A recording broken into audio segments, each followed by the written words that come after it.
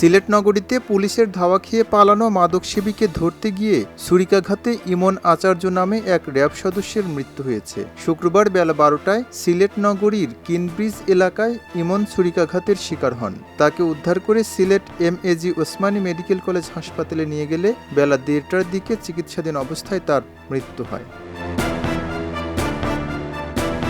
ঘটনার সত্যতা নিশ্চিত করে সিলেট মেট্রোপলিটন পুলিশের ডিসি সাইফুল ইসলাম বলেন, কিনব্রিজের নিচে একজন মাদকসেবী এবং ছিনতাইকারীকে দেখতে পেয়ে কোতোয়ালি থানার একটি টহল পার্টি তাকে গ্রেপ্তার করার জন্য ধাওয়া দেয়। তখন সে দৌড়ে তোপখানার মধ্যে পালিয়ে যাওয়ার সময় র্যাব সদস্য ইমন আচার্য সামনে পড়ে। ইমন আচার্য তখন তাকে ঝাঁপে ধরে। ছিনতাইকারীর কাছে ছুরি ছিল, সে তার বুকের বাম পাশে ছুরিকাঘাত করে সে পালিয়ে আরেকটি বাড়ি থেকে আশ্রয় নেয়। ওখানে গিয়ে সে একটি শিশুর গলায় ছুরি ধরে, কিন্তু আমাদের পুলিশ অত্যন্ত সাহসিকতার সহিত ধৈর্যের সহিত তাকে আটক করে তার ছুরি উদ্ধার করা হয়েছে এবং তাকে গ্রেপ্তার করা হয়েছে। আর ওখান থেকে উদ্ধার করার পরে আমাদের পুলিশ সদস্যকে এবং আচার্যকে ওসমানী মেডিকেল কলেজ হাসপাতালে নিয়ে আসা হয়। ওখানে চিকিৎসাধীন অবস্থায় সে মৃত্যুবরণ করে।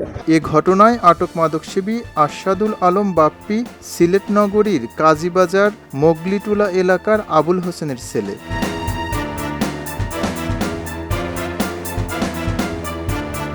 খবরের কাগজ, নিখাত, নির্ভীক, নিরপেক্ষ।